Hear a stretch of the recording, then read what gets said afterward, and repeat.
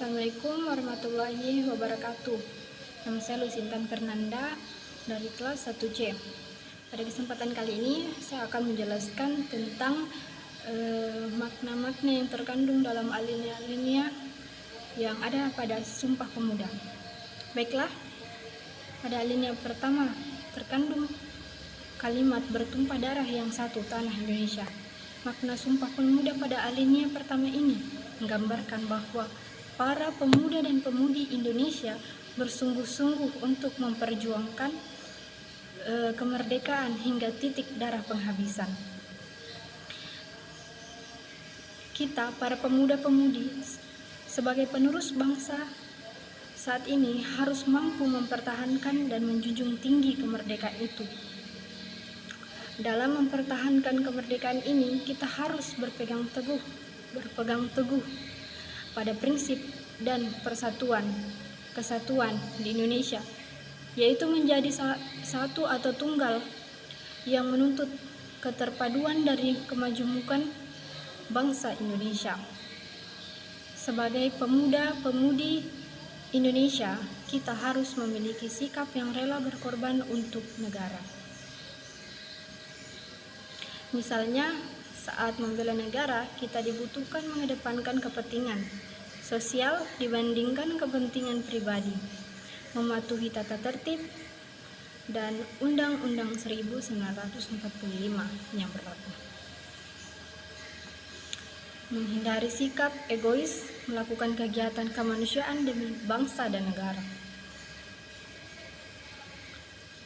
Sedangkan di alinea kedua terdapat kalimat berbangsa yang satu, bangsa Indonesia. Nah, makna Sumpah Pemuda alinea kedua ini menggambarkan walaupun kita berasal dari suku yang berbeda-beda, namun pemuda-pemudi hanya mengakui satu bangsa, yaitu Indonesia. Alinea ini menegaskan adanya rasa persatuan dan toleransi yang kokoh, sebab seperti yang kita ketahui, Indonesia sangatlah beragam budayanya, serta sukunya mulai dari Sabang sampai Merauke.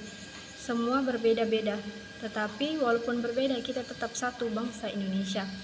Dari makna ini akan memunculkan rasa persatuan dan kesatuan yang kokoh, serta rasa toleransi sesama bangsa Indonesia yang harus tegal menjaga persatuan dan kesatuan bangsa dan saling menghargai satu sama lain. Walaupun kita berbeda-beda, tetapi kita harus menjunjung kesatuan bangsa, yaitu bangsa Indonesia. Sedangkan dalam alinea atau butir ketiga terkandung kalimat menjunjung bahasa persatuan, bahasa Indonesia.